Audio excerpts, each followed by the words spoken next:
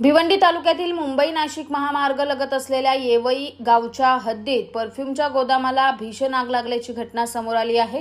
या आगीत 3 गोडाऊन जळून खाक झाले। आरके लॉजिस्टिक गोदाम संकुलात बँकारोज परफ्यूम्स अँड ब्युटी प्रोडक्ट्स प्रा लिमिटेड, इंटरक्रॉफ्ट ट्रेंडिंग प्रा लिमिटेड, फ्रेग्रेन्स शॉप प्रा लिमिटेड या 3 कंपन्यांचे गोदाम आहेत। या गोदामात मोठ्या प्रमाणात परफ्यूमचा साठा साठवून ठेवला होता। त्यातच आज पहाटेच्या 4 वाजल्याच्या सुमारास अचानक एका क्षणात गोदामास आग लागली।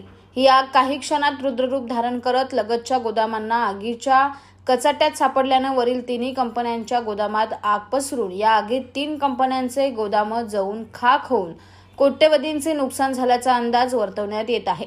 दरम्यान आगीच्या घटनेची माहिती मिळताच भिवंडी, कल्याण, डोंबिवली, ठाणे महानगरपालिकेच्या अग्निशमन दलाच्या गाड्यांसह अनेक पाण्याचे टँकर घटनास्थळी पोहोचून आगीवर नियंत्रण मिळवण्याचे काम सुरू केले असता परफ्यूम्सच्या साठ्यामुळे आग अधिकच भडकत होती। सध्या घटनास्थळी कूलिंगचे काम सुरू असल्याची माहिती मुख्य अग्निशमन अधिकारी राजेश पवार यांनी दिली आहे।